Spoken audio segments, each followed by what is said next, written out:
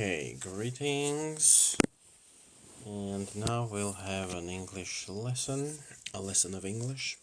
A little bit of practice. I'll be reading for you and you'll be listening to it, and we could have a discussion if some interesting guys show up. We could have some interesting discussion around the book. So, The Subtle Art of Not Giving a Fuck. Yeah, this is the book.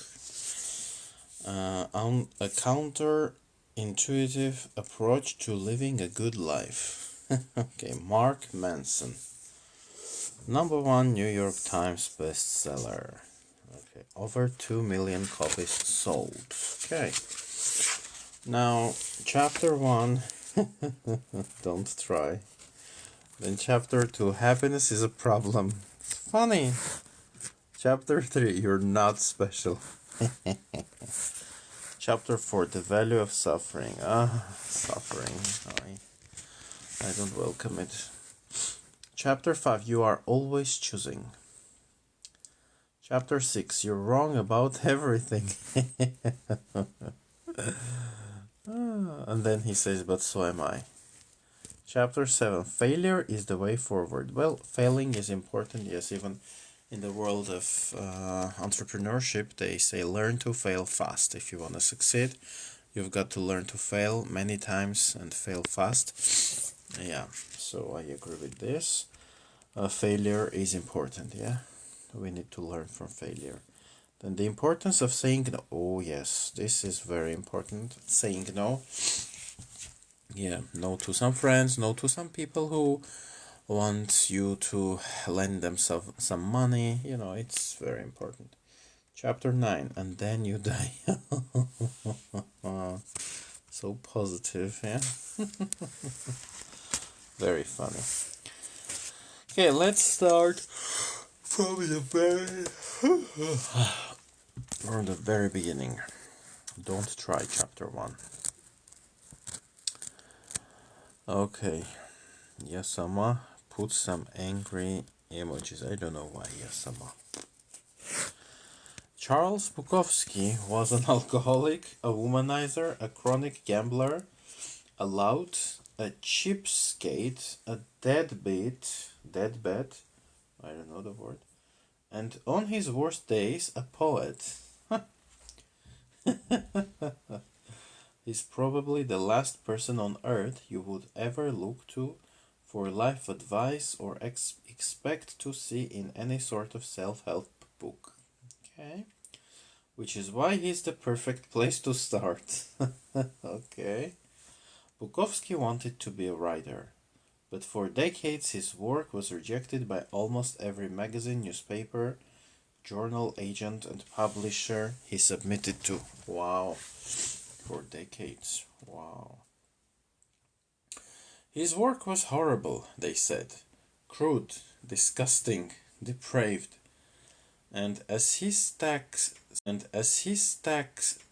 Bukowski had a day job as a letter filer at a post office. He got paid shit money and spent most of it on booze. Booze is the drink, yeah? Gambled away the rest at the racetrack. At night, he would drink alone and sometimes hammer out poetry on his beat-up old typewriter. Often, he'd wake up on the floor, having passed out the night before. Sad. 30 years went by like this, most of it a meaningless blur of alcohol, drugs. It wouldn't offer Bukowski much money or much promise of sales.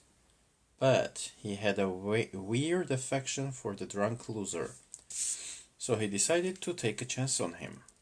It was the first real shot Bukowski had ever gotten, and, he realized, probably the only one he would ever get. Bukowski wrote back to the editor, I have one of two choices, stay in the post office and go crazy, or stay out here and play at writer and starve. I have decided to starve. Okay. Upon signing the contract, Bukowski wrote his first novel in 3 weeks. Wow. It was called simply Post Office. In the dedication he wrote, dedicated to nobody. Funny. Bukowski would make it as a novelist and poet. He would go on and publish 6 novels and hundreds of poems, wow, selling over 2 million copies of his books. His popularity defied everyone's expectations, particularly his own. Stories like Bukowski's are the bread and butter of our cultural narrative. Bukowski's life embodies the American dream. A man fights for what he wants, never gives up, and eventually achieves his wildest dreams. Yeah, sounds great. It's practically a movie waiting to happen. We all look at stories like Bukowski's and say, see, he never gave up. He never stopped trying. He always believed in himself. He persisted against all the odds and made something of himself. It is then strange that on Bukowski's tombstone the epitaph reads, "Don't try." See, despite the book sales and the fame, Bukowski was a loser. He knew it. And his success stemmed not from some determination to be a winner, but from the fact that he knew he was a loser, accepted it, and then wrote honestly about it. He never tried to be anything other than what he was. The genius in Bukowski's work was not in overcoming unbelievable odds or developing himself into a shining literary light. It was the opposite. It was his simple ability to be completely, unflinchingly honest with himself, especially the worst parts of himself, and to share his failings without hesitation or doubt. This is the real story of Bukowski's success, his comfort with himself as a failure. Bukowski didn't give a fuck about success. Even after his fame, he still showed up to poetry readings, hammered, and verbally abused people in his audience. Oh my. He still exposed himself in public and tried to sleep with every woman he could find. Fame and success didn't make him a better person, nor was it by becoming a better person that he became famous and successful. Okay? Self-improvement and success often occur together, but that doesn't necessarily mean they're the same thing. Our culture today is obsessively focused on unrealistically positive expectations. Yeah, be happier, be healthier, be the best, better than the rest, be smarter, faster, richer, sexier, more popular, more productive, more envied, and more admired. Be perfect and amazing and crap out 12 karat gold nuggets before breakfast each morning while kissing your selfie-ready spouse and 2.5 kids goodbye. Then fly your helicopter to your wonderfully fulfilling job where you spend your days doing incredibly meaningful work that's likely to save the planet one day. Oh my god. He's killing it. He's killing it. But when you stop and really think about it, conventional life advice, all the positive and happy self-help stuff we hear all the time is actually fixating on what you lack. It lasers in on what you perceive your personal shortcomings and failures to already be, and then emphasizes them for you. You learn about the best ways to make money because you feel you don't have enough money already. You stand in front of the mirror and repeat affirmations saying that you're beautiful because you feel as though you're not beautiful already. It's sad, but it's true, isn't it? You follow dating and relationship advice because you feel that you're unlovable already. So sad. You try goofy visualization exercises about being more successful because you feel as though you aren't successful enough already. Ironically, this fixation on the positive, on what's better, what's superior, only serves to remind us over and over again of what we are not, of what we lack, of what we should have been but failed to be. After all, no truly happy person feels the need to stand in front of a mirror and recite that she's happy. She just is, without reciting, yeah?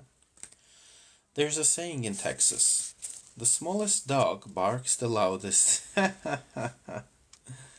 confident man doesn't feel a need to prove that he's confident. A rich woman doesn't feel a need to convince anybody that she's rich. Either you are or you're not.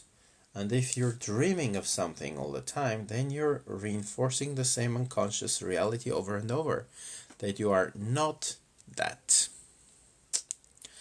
Everyone and their TV commercial wants you to believe that the key to a good life is a nicer job, or a more rugged car, or a prettier girlfriend, or a hot tub, or a hot tub, or a hot tub business. And while there's nothing wrong with good business, the problem is that giving too many fucks is bad for your mental health.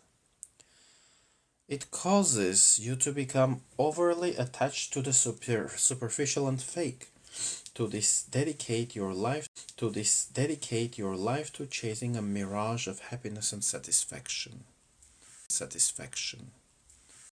It's like, a deer wouldn't say all the time, I'm a deer, yeah? I don't know. My mind is giving me an opposite example, like, okay, yeah, let's suppose you're gay, and you can say all the time that you're gay. But on the other hand, I think if we do that, it means that we're not comfortable with ourselves, or that we have been heavily persecuted, rejected, denied, and that's why we feel the need to constantly remind everybody that it's okay to be gay, yeah? So, yeah, his examples are good. And I think that we just need to go on reading the book and discovering some answers, because right now it's a bit depressing. Hopefully he gives some clues. What you think of it, okay, of the book.